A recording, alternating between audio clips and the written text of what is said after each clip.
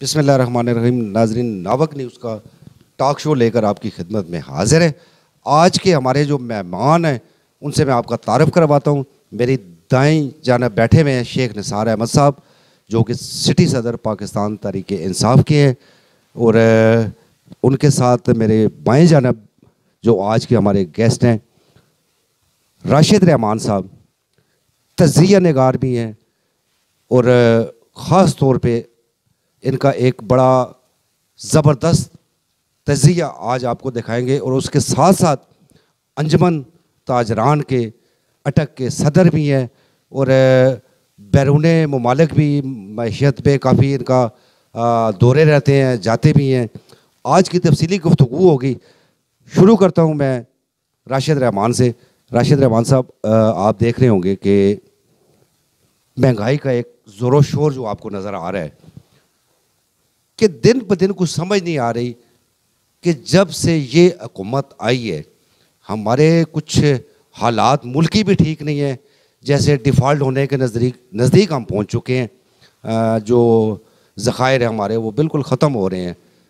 5-6 अरब dollar शायद कुछ रह गए हैं।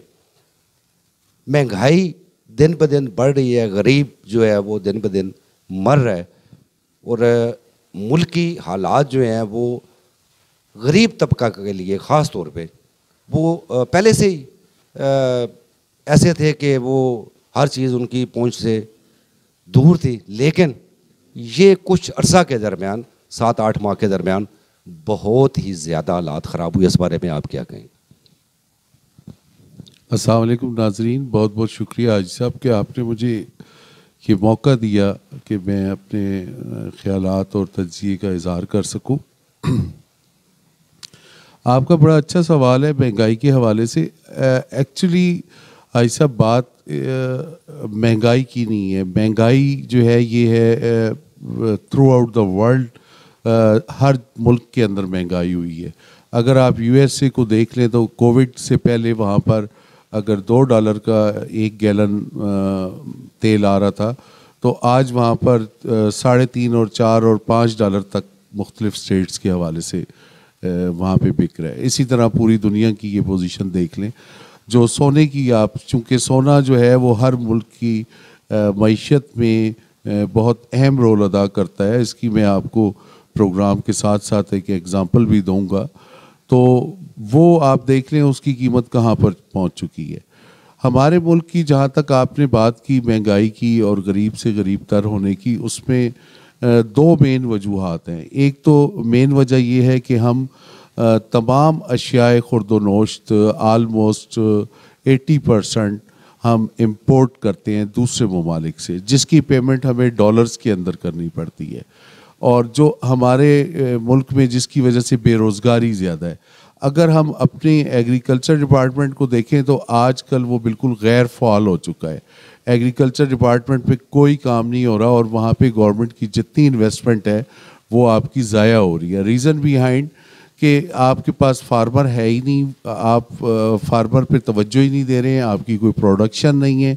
अब जिस वक्त किसान होगा साथ मज़दूर लगेगा, उसको मज़दूरी मिलेगी, किसान के घर में आमदनी आएगी, तो वो घर या घराना खुशहाल होंगे जो उससे रिलेटेड हैं।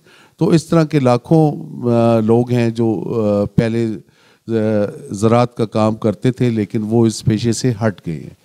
और दूसरी वजह इसकी अहम ये है कि हमारी जो भी हुकूमत आई है उसके अंदर, मैं किसी एक मखसूस हुकूमत का नहीं कहूँगा, उन्होंने कभी भी जो एक आम आदमी की आमदनी है उसका तयन उस तरीके से नहीं किया जिस तरीके से अशियाए खुर्दोनोश की कीमतों में इजाफ़ा होता है, या जो एक एवरेज अखराजात हैं लोगों के उसके हिसाब से नहीं किया। आज भी गवर्नमेंट ने इसकी हद को मेरा ख्याल 25,000 को टच किया है।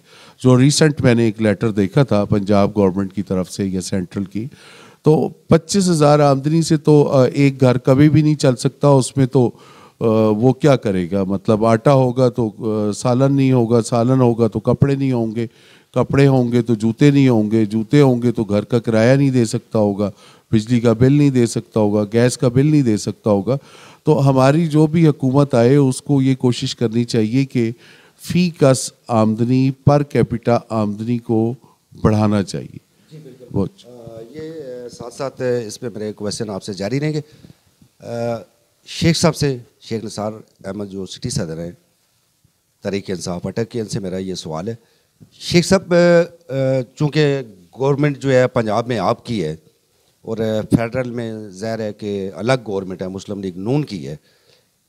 पंजाब के अंदर आप अगर देखें तो मुझे इस वक्त जो हालात नज़र आ रहे हैं वो ये हैं कि कोई तरक्याती काम जो मेगा प्रोजेक्ट हैं यहाँ पे, वो आज तक इस 4 साला सवा 4 साला दौर में मुझे कहीं नज़र नहीं आए। इस बारे में आप क्या कहेंगे?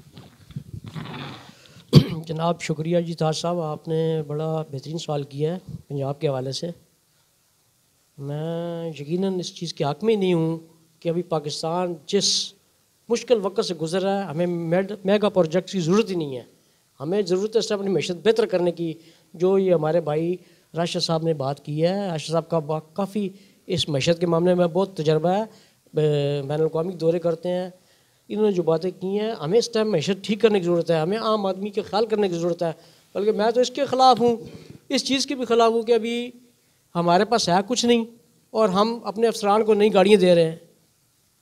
मैं इसके भी ख़िलाफ़ हूँ। मैं कहता हूँ ये बिल्कुल मेगा प्रोजेक्ट की फ़िलहाल हमें ज़रूरत है अपनी मैशत बेहतर करने की, इंडस्ट्री को ऑन करने की। हमारी इंडस्ट्री ऑन हो, हमारे आम आदमी के पास रोज़गार आए। और अभी पाकिस्तान जिस मुश्किल दौर से गुजर रहा है, मैं समझता हूँ इसमें किसी एक पार्टी या किसी एक शख्सियत का कसूर नहीं है।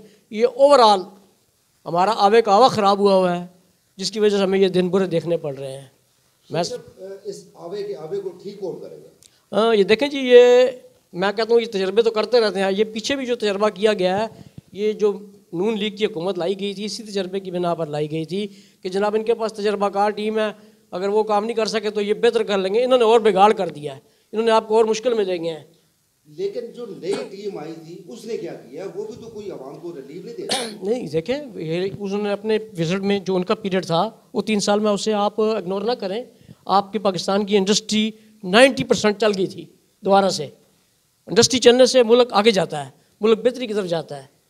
और वो जब इंडस्ट्री आपकी बंद हो जाएगी, बेरोज़गारी फैलेगी, फिर ये दिन ब दिन जो हालात ख़राब होते जा रहे हैं, ये उसकी मेन वजह यही है। देखिए, बकौल आपके इंडस्ट्री एक बड़ा काम शुरू हो गया, इंडस्ट्री बहाल हो गई, उस पर काम हुआ, ज़र मुबादला जो है हमारा वो मुल्क का, उसमें कोई इजाफा होना चाहिए था। लेकिन ये सब कुछ होने के बावजूद अभी तक कोई इजाफा नहीं हुआ। आपके दौरे हुकूमत टेनोर में और ये जो मुस्लिम लीग नून की हुकूमत है, इसके जो 8-9 माह हो गए हैं तकरीबन, इसमें भी अभी तक कोई फ़र्क नहीं पड़ा।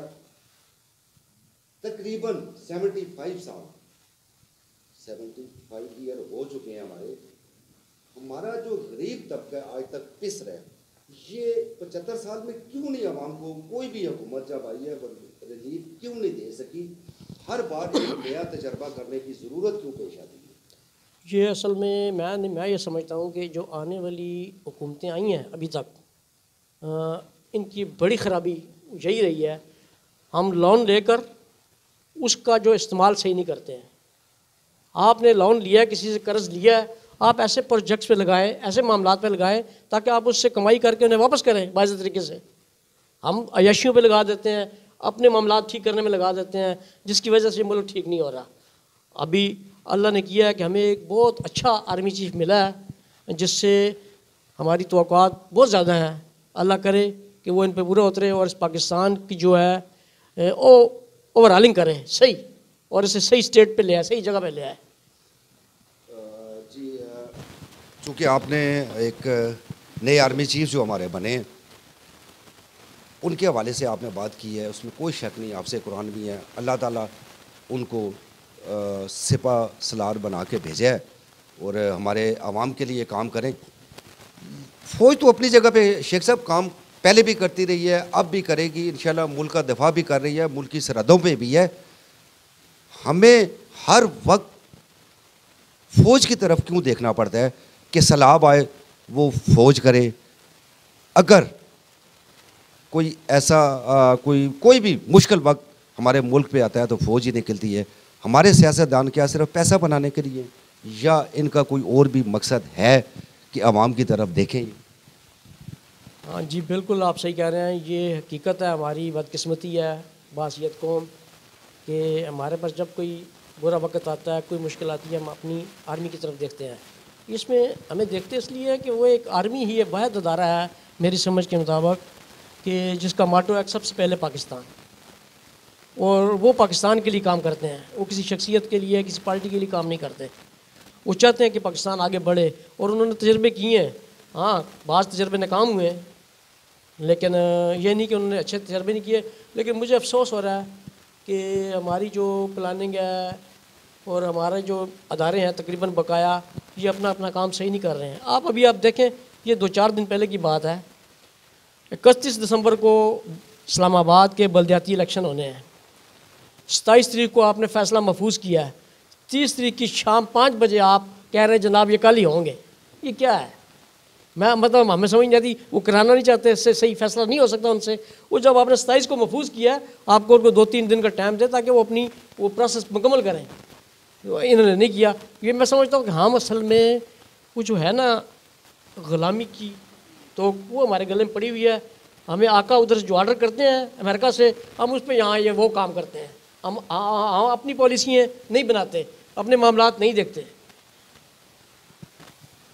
शेख साहब बिल्कुल ये सही कहा आपने, लेकिन हमारे सियासतदान क्या कर रहे हैं? हमारे सियासतदान वही चेहरे, वही लोग पार्टियां बदल के एक पार्टी से दूसरी, दूसरी से तीसरी, तीसरी से चौथी पार्टी पे जा रहे हैं। वही लोग जा रहे हैं, उनके बच्चे ही हैं, वही सामने आ रहे हैं। दूसरे किसी बंदे को ना आने देना है, ना उन्होंने खुद को काम करना है, ना आवाम के लिए सोचना है। ये सवाल मैं लेकर जा रहा हूँ राशिद रहमान साहब की तरफ। राशिद साहब, आपने देखा होगा कि मुल्क की हालात हमारे बिल्कुल अब अल्लाह का आसरा है, और अल्लाह की ज़ात भी हमें भरोसा है कि हमारा मुल्क जो बना था वो नारा भी यही था, पाकिस्तान का मतलब क्या, ला इलाहा इल्लल्लाह मुहम्मद रसूलुल्लाह सल्लल्लाहु अलैहि वसल्लम। लेकिन हमारे जो सियासतदान हैं इस नारे को बिल्कुल दूसरी तरफ लेके जा रहे हैं। पाकिस्तान का मतलब क्या, जो कुछ लबी जे बेचपा। आज तक 75 सालों में अवाम को क्या दिया उन्होंने? भाई साहब, आपका बहुत अच्छा सवाल है, और असल में मैं अगर इसकी गहराई में जाऊं तो चूँकि वक्त की कमी है तो बहुत वक्त लग जाएगा। जहाँ तक सियासतदानों की या जो अप्रोच की बात आप करें अगर, तो वो 100% इस मुल्क में इसी तरीके से है। पहले मैं पाकिस्तान आर्मी की बात करता चलूं कि पाकिस्तान आर्मी की वजह से ही शायद ये मुल्क कायम है, और उस कलमे के नाम की वजह से कायम है। पहले कलमा फिर आर्मी, और आर्मी को मैं सल्यूट करता हूं कि उन्होंने आज तक बड़े ही एहसन तरीके से इस मुल्क को बचाए रखा है। और जहाँ तक सियासतदानों की या इस मुल्क की मईशत की बात है, तो मैं ऑन रिकॉर्ड ये बात कर रहा हूँ। आप इसको किसी भी वक्त किसी भी जगह पर जाकर देख लें। 1963 वो 1963 के अंदर पाकिस्तान ने जर्मनी को लोन दिया था, ठीक है, जिसकी अमाउंट अगर आज आप सोने के हिसाब से लगाएं तो वो ट्रिलियंस में बनती है। ये मुल्क शुरू से ऐसा तो ना था। जब कायदे आज़म मोहम्मद अली जिन्ना ने इसको बनाया था, उस वक़्त बहुत महदूद वसाइल के अंदर जिन्ना साहब ने, लियाकत अली ख़ान साहब ने और फातिमा जिन्ना ने दिन रात की मेहनत करके इस मुल्क को आगे लेकर चल रहे थे। और उसकी दलील मैं आपको पहले दे चुका हूँ 1963 की। अब वजह इसके अंदर जो है वो है बैनुल अक़वामी खिलाड़ी, जिन्हें मैं इंटरनेशनल प्लेयर्स कहता हूँ, सो कॉल्ड। उसमें आपको नाम लेने की मुल्कों की ज़रूरत नहीं है, लफ्ज़ इंटरनेशनल प्लेयर्स काफ़ी है। असल में ये उनकी स्ट्रेटजी है जिसमें सियासत नस्ल दर नस्ल मुंतकिल हो रही है, और वो ये नहीं चाहते कि हुकूमत एक आम आदमी के हाथ में आए और एक आम आदमी इसमें एक तहलका मचा दे। फॉर एग्ज़ाम्पल, मैं एक बहुत छोटा सा बंदा हूँ, मैं एक इन छोटी छोटी गलियों और सड़कों पे फिरने वाला पैदल बंदा हूँ। तो मुझे आज अगर आप MC अटक के इख्तियारात दे दें सेंट्रल और प्रोविंशियल से लेकर, तो मैं आपसे ये ऑन रिकॉर्ड इस प्रोग्राम के हवाले से ये बात दावा करता हूँ अल्लाह की मेहरबानी से 5 साल के अंदर यही MC अटक आपके सूबे को और मरकज़ को पैसे देने के काबिल होगी, बजाय इसके कि ये मरकज़ और सूबाई गवर्नमेंट की तरफ मुंह करके देख रही हो कि कब हमें इमदाद मिलेगी और हम इसकी अपनी तनख्वाहें अदा करेंगे। तो असल में चूँकि बैनुल-अक़वामी खिलाड़ियों की वजह से इस मुल्क को ना तरक्की दी जा रही है और ना आइंदा ये प्लानिंग है कि इसको दी जाएगी। तो इस पे तो बहुत वाज़ेह है कि ये नस्ल दर नस्ल इसी तरह चलता रहेगा सिलसिला। अभी इंडस्ट्री का एक सवाल किया था आपने शेख निसार साहब से, तो इंडस्ट्री आपके मुल्क में रही कहाँ है? मतलब है आपने उसको, इसके अंदर भी इंटरनेशनल प्लेयर्स इन्वॉल्व हैं। आपने लोड शेडिंग की सूरत में, आपने गैस की load shedding, electric load shedding, taxes की सूरत में आपने उस इंडस्ट्री को मजबूर कर दिया कि वो शिफ्ट हो गए, कोई बांग्लादेश चले गए, कोई मलेशिया चले गए। आपके अटक की लानसपुर मिल, दाऊद पोता मिल जिसे कहा जाता था, इसका कपड़ा वर्ल्ड के अंदर मशहूर था और इसमें इंग्लैंड जाता था और वहाँ से स्टैम्प्ड होकर ये फिर डिफरेंट कंट्रीज़ में बिका करता था। तो वो बांग्लादेश शिफ्ट हो गए। तो जब आप उनको एनर्जी नहीं देंगे, सोर्सेज उनके बंद कर देंगे, तो वो अपनी लेबर या अपने सिस्टम को कैसे रन करेंगे? हैव टू हैव उन्होंने यहाँ से मूव करना है। जी बिल्कुल, ये सारी चीज़ें जो आपने कही हैं, मेरे ख्याल में कि हम 75 सालों से यही चीज़ें देख रहे हैं, इसी तरह ही हो रहा है। अमीर जो आप देख रहे होंगे अमीर से अमीर तर हो रहा है, लेकिन गरीब को आधी रोटी भी खाना नसीब नहीं हो रही। कोई भी गवर्नमेंट आई, हालात इस तरह के हैं कि हमारे ये बाबे सियासतदान, बुढ़े खड़ोस्ट, मैं ये लफ्ज़ कहूँगा, मैं किसी से नहीं डरता, मैं अपनी अटक की आवाम के लिए हूँ, अटक की आवाम के लिए लड़ूंगा। ये बुढ़े खड़ोस्ट अपने बच्चों की तैयारी के लिए, अपने बच्चों को सियासतदान बनाने के लिए, गरीब की रोटी मारने के लिए, अपने बच्चों के लिए माल बनाने के लिए हमारे अटक को तबाह बर्बाद कर रहे हैं, हमारे मुल्क को तबाह बर्बाद कर रहे हैं। शेख साहब, मुझे नहायत दुख के साथ ये बात करना पड़ती है कि आज गवर्नमेंट सर्वेंट 60 ईयर पे रिटायर हो जाता है, सियासतदान क्यों नहीं होता? 60 ईयर के बाद अगर उसका गवर्नमेंट इदारे में जॉब कर रहा है, वो रिटायर कर दिया जाता है कि इसका दिमाग ठीक नहीं काम करता, तो 70 साल 65 साल 62 साल वाले सियासतदान का दिमाग कैसे काम करता है?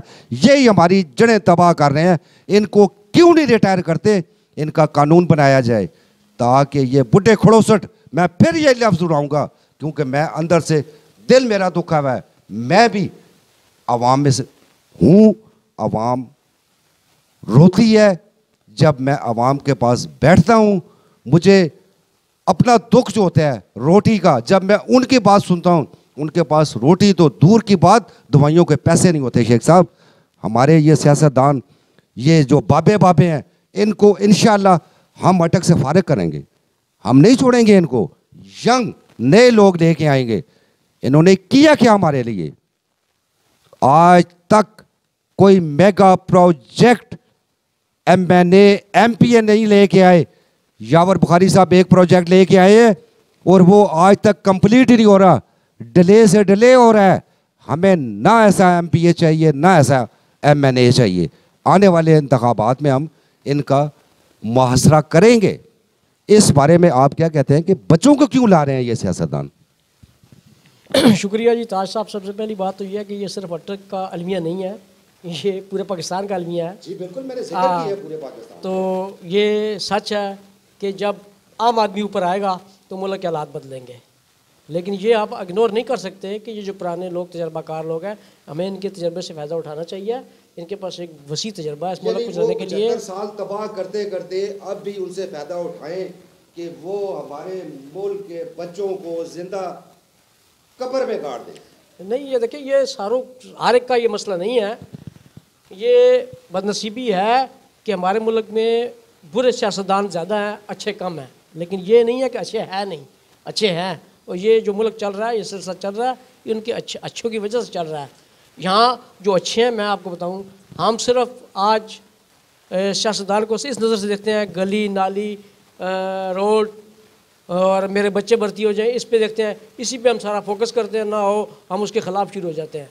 हरगिज़ नहीं।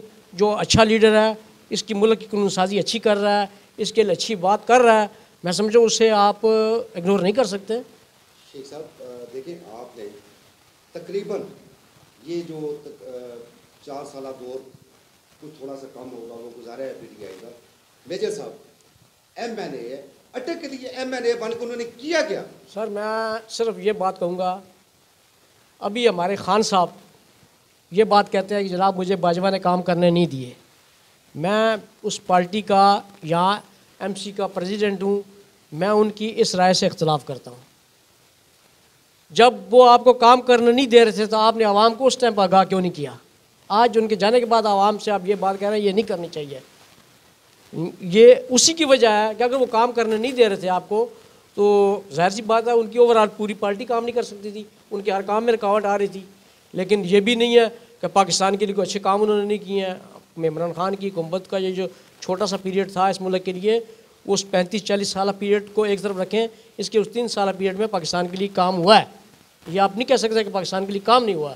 शेख साहब मैं पाकिस्तान की बात तो उस लेवल पे भी लेके जाऊंगा, मैं अटक से स्टार्ट कर रहा हूँ। देखिए ना, अटक ये का नुमाइंदा एक अटक का नेशनल असेंबली में एक हमारे अटक के लिए प्रोजेक्ट क्या दिया सर, एक प्रोजेक्ट बताओ। एक अटक का नुमाइंदा चेंज होने से कुछ फर्क नहीं पड़ेगा, हमें ओवरऑल पूरे मुल्क में ये चेंजिंग लानी पड़ेगी। और इसके लिए फिल फॉर अच्छा फेयर इलेक्शन हो और उसमें अवाम अपने दिल की बात करें। मेजर साहब आए थे, MNA बन के आए थे, दावे मेजर साहब के दावे बड़े। देखिए जी, नाज़म में आप देखें, जिला नाज़म का दौर वो दौर अलग था, लेकिन जब PTI में शामिल हुए मेजर साहब ने कहा था मुझे मारना भी आता है, नौकरियां खींचनी भी आती हैं, प्रोजेक्ट जबरदस्ती लेके मैं आऊंगा, मुझे तरीका भी आता है। वो तरीके कहाँ हैं, वो इंडस्ट्री कहाँ है? आज तक इंडस्ट्रियल जोन हमारा नहीं बन सका। मेजर साहब तो जरा नाज़मी दौर से ये कह रहे हैं इंडस्ट्रियल जोन बन रहे हैं, आज तक ये इसका मैं आपको बड़ा थोड़ा सा मुख्तसर सा जवाब देता हूँ। आप उनके ज़िले नाज़म के दौर को एक्सेप्ट करते हैं कि उन्होंने एक अच्छा दौर गुजारा, इसके लिए काम किया, अटक के लिए एक्सेप्ट करते हैं आप या नहीं करते? आप उन्हें एक्सेप्ट करते हैं? उनके पास पावर थी। आप भी जब उन्हें उनके रास्ते में रुकावटें डाली गई हैं, उन्हें कोई काम करने नहीं दी गया, तो वो एक अलग बात है। वरना मैं तो ये पहले भी एक दफ़ा एक प्रोग्राम में मैंने पहले भी आपको कहा था कि खान साहब ने अटक को 4 वजारतें दी हुई थी, उन 4 की जगह वो एक शख्स को इसको वजारत दे देते, आज अटक की तकदीर और कुछ होती। शेख साहब मैंने पहले कहा है कि एक मेगा प्रोजेक्ट अगर यावर बुखारी साहब MPA लेके आए हैं हमारे अटक के लिए, ये गलियां, ये नालियां, ये आपने भी बात की, रोजगार, बच्चों को भर्ती करना, ये अवाम का हक है। हम पाकिस्तानी हैं, टैक्स दे रहे हैं, ये हमारे ऊपर ना मेजर तैर एहसान कर रहे हैं, ना यावर बुखारी कर रहे हैं, ना शेख साहब ने किया है, ना किसी और वजीर या खड़बैंच ने किया है। हम टैक्स पेयर हैं। नहीं मैं तो दे रहे हैं। देखिए मैं कहता हूँ हमारा हक है, हम पाकिस्तानी शहरी हैं, हमें MPA जॉब देंगे, क्या वो MNA या MPA उस बच्चे को खरीद लेगा कि मुझे वोट दो? नहीं देखिए मैं जो आसान बात आपको यही कह रहा हूँ कि ये जो होती है ना जॉब्स आती हैं, सरकारी जॉब्स आती हैं, इसमें इनकी इन्वॉल्वमेंट ही नहीं होनी चाहिए। ये मेरिट पे फैसले होने चाहिए, ये इन्हें इन्वॉल्व करना नहीं चाहिए कि ये जनाब हमें MPA ये सीट दिला दे, हमें MNA ये सीट दिला दे, मेरे बच्चे नहीं, ये एक मेरिट है। देखिए आपको अपने अदारे ठीक करने की ज़रूरत है, और उसके लिए मैं समझता हूँ मैंने आपको पहले एक बात कही है, पूरे पाकिस्तान की ओवरऑलिंग की ज़रूरत है, और ओवरऑलिंग जो करेगी मैं समझता हूँ इस मुल्क में आप आदमी के अलावा नज़र कुछ नहीं आ रहा। सिर्फ इदारे नहीं, हमारी ये जो एक इन्वॉल्वमेंट है कि मैं अगर PTI का हूँ तो मैं PTI के साथ हूँ, अगर मैं नून लीग का हूँ तो मैं नून लीग, अगर वो गलत काम कर रहे हैं उनके खिलाफ आवाज़ उठाएं। ये सही है। ये नहीं चाहिए कि इमरान खान साहब PTI के हैं, मैं PTI का हूँ तो मैं वाह वाह वाह वाह वाह बड़ा ज़बरदस्त खान साहब क्या बात है। नवाज शरीफ साहब हैं, शहबाज शरीफ साहब हैं या नून लीग के कोई भी है, अगर वो गलत कर रहे हैं तो मैं नहीं नहीं नहीं ठीक है जनाब। नहीं ये देखिए, ये हमारे अंदर आज तक इन सियासतदानों ने रवायत डाली है, हमें इसको चेंज करना है, अवाम चेंज करेगी। हमने कोरोना का दौर देखा है, कोरोना के दौर में हमें कोई सियासतदान यहाँ नजर नहीं आया, ना मेजर ताहिर साहब नजर आए, ना यावर बुखारी नजर आया, ना शेख आफ्ताब साहब नजर आए, ना अमीर असलम साहब नजर आया। क्यों? कि ये वही अवाम है जिसको आप कहते हैं मेरा जीना मरना, दुख दर्द गमी खुशी सब आपके साथ। लेकिन आज वो अवाम अच्छी तरह इन बापेओं को पहचान चुकी है, ये बापे जो हैं इनको पहचान चुकी है, और इंशाल्लाह आने वाले इलेक्शन में इनको पता लगेगा कि हम अवाम बाशऊर हो चुके हैं, हमें शऊर आ चुका है, तालीम ने हमें शऊर दिया है, और हम इस वक्त यहाँ अगर बैठे हैं तो अपनी आवाम के लिए बैठे हैं, आवाम के लिए हमने सोचना है। शेख साहब इस बारे में क्या कहेंगे आप? देखिए जी, सबसे पहले मैं कहता हूँ कि आवाम को अब ये सोचना पड़ेगा, सबसे पहले किसी पार्टी को ज्वाइन करने से पहले आप उसका मंशूर देखें, और उसको ज्वाइन करें तो फिर आप देखें कि वो अपने मंशूर पे अमल दरामद कर रही है नहीं कर रही है। अब हरगिज़ जाले ना बने। मैं समझता हूँ कि अब हमें बाशऊर कौम बनना पड़ेगा, हमें अपने मुल्क के लिए अपनी आवाम के लिए अच्छा सोचना पड़ेगा, और उसके लिए हर शख्स को ये सोचना पड़ेगा, और हमें मतलब मुस्बत साइड पे जाना पड़ेगा। मैं कहता हूँ जितनी खराबी हमारे मुल्क में इस टाइम पर आपका ये मीडिया कर रहा है ना, शायद ही कोई अदारा कर रहा हो। देखिए अगर मीडिया ना हो, मैं देखें मैं बताता हूँ आपको, आज हमारा मुल्क जो दिवालिया हो रहा है मीडिया नहीं बताएगा। देखे जी, देखिए मैं आपको मैं इस हवाले से बात कर रहा हूँ। मैं आपको बताता हूँ कि अभी आप मीडिया में देखें कि आपका चैनल्स का कंपटीशन है, आप उसमें ड्रामे क्या दिखा रहे हैं कौम को, क्या किस तरफ ले जा रहे हैं कौम को आप। अब मैं कहता हूँ, मैं इतनी तनकीद करता हूँ इस बात पे, आपने हमारा कल्चर तब्दील कर दिया है, आपने हमें गलत ट्रैक पे चढ़ा दिया है। आपकी फिल्मों में स्वाय असले इश्क मशूकी और स्मगलिंग के अलावा कुछ दिखाया नहीं जा रहा है। आप कौम को ले जा किस तरफ रहे हैं? एंटरटेनमेंट मीडिया पे पाबंदी के लिए कैमरा बना हुआ है, कैमरा कहाँ पे? तो ये देखे ना, ये आपके अदारे का भी कसूर है ना। हमारे अदारे का के हवाले से थोड़ा सा हाजी साहब को क्लियर करना चाहूँगा। देखें, जहाँ तक शख्सियात का ताल्लुक है ना, तो हमारी या मीडिया की जो लड़ाई है वो शख्सियात पे नहीं है। अगर आप मेजर ताहिर सादिक साहब की बात करते हैं तो मेजर साहब का मैंने ज़िला नाज़म का दौर देखा है, और उसमें वो टेलीफोन करके और उन्होंने ऐसे ऐसे गरीब बच्चों को भर्ती करवाया है, और उनके घर बंदे भेज कर के भाई आप अपने बच्चे को करें कि मैं उसको बयान नहीं कर सकता, और इतना वक्त नहीं है कि मैं उन लोगों के नाम ले पाऊँ। दूसरी, जहाँ तक आपने इंडस्ट्रियल जोन की बात की, तो वो मेजर साहब की अप्रूवल बिल्कुल पाइपलाइन के अंदर है। एक और प्रोजेक्ट था मेजर साहब का, जो उन्होंने यहाँ पर मेडिकल कॉलेज बनाना था, वो शायद शेख निसार साहब के इल्म में नहीं है बात, उसके 14 करोड़ रुपए आज भी मौजूद हैं जो ट्रांसफ़र करवा दिए थे उन्होंने पंजाब गवर्नमेंट से या सेंट्रल गवर्नमेंट से।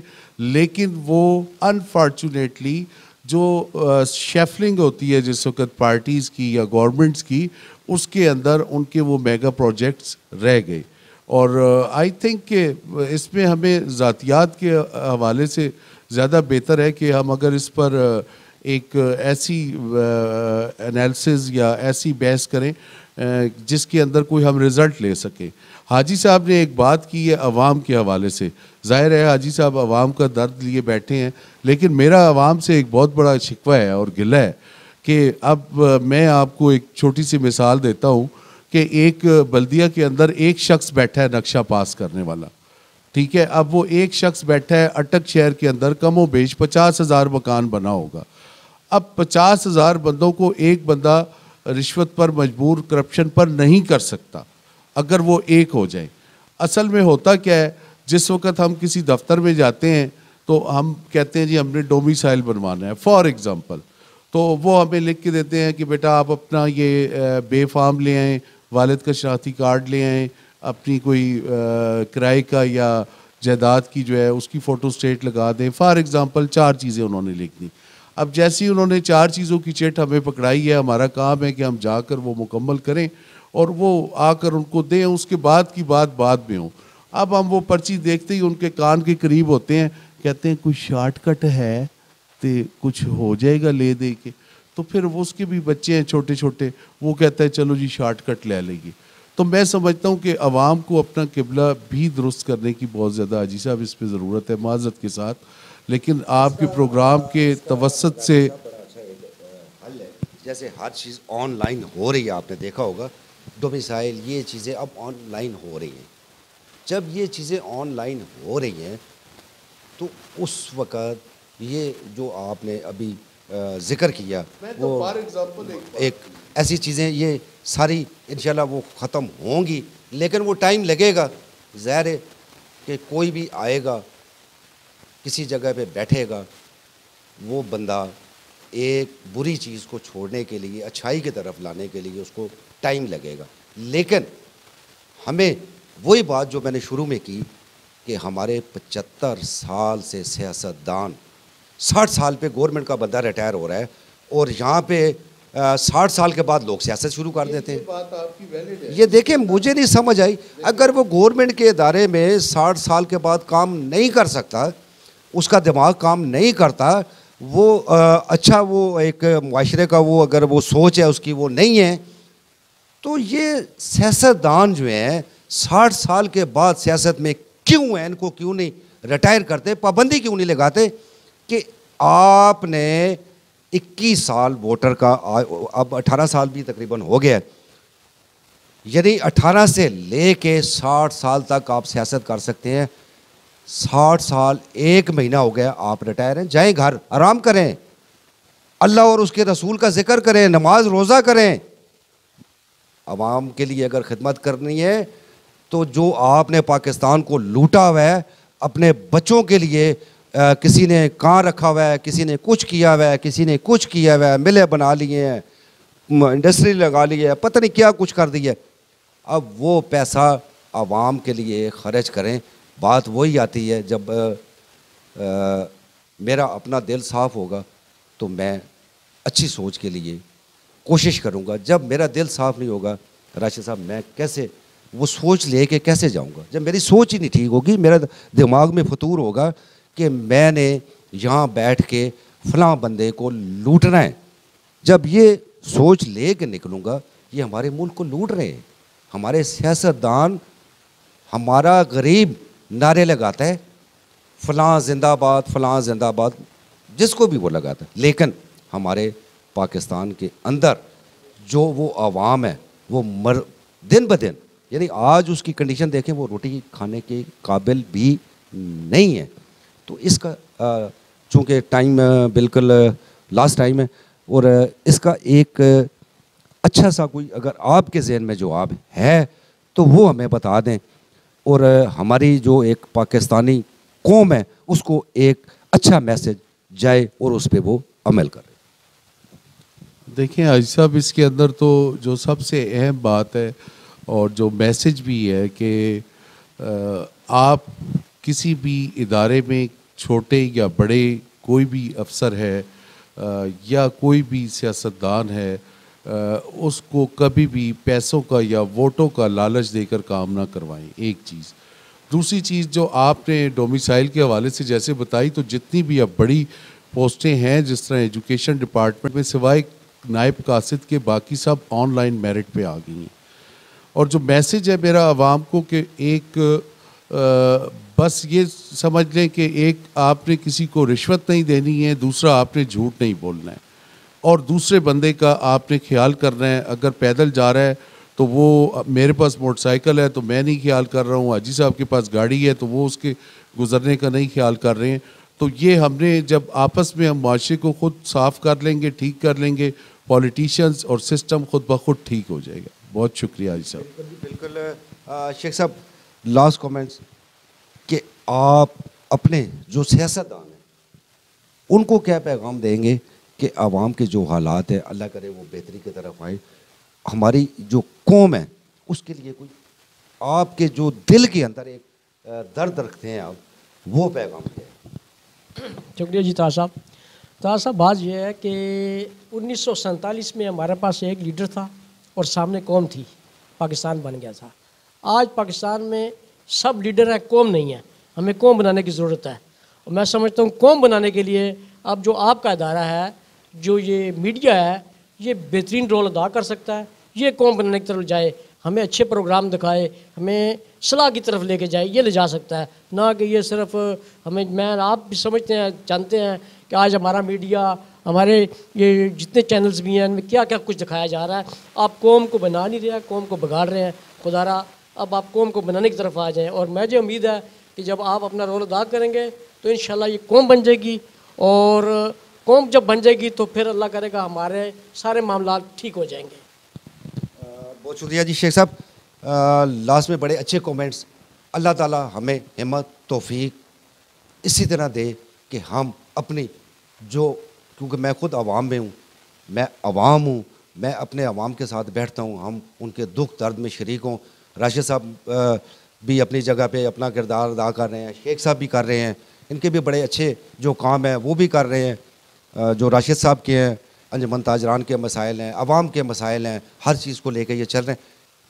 अल्लाह करे कि हमारा मुल्क जिस नारे पे बना था, पाकिस्तान का मतलब क्या, ला इलाहा इल्लल्लाह मुहम्मद रसूलुल्लाह सल्लल्लाहु अलैहि वसल्लम, हम उस पर कायम रहें।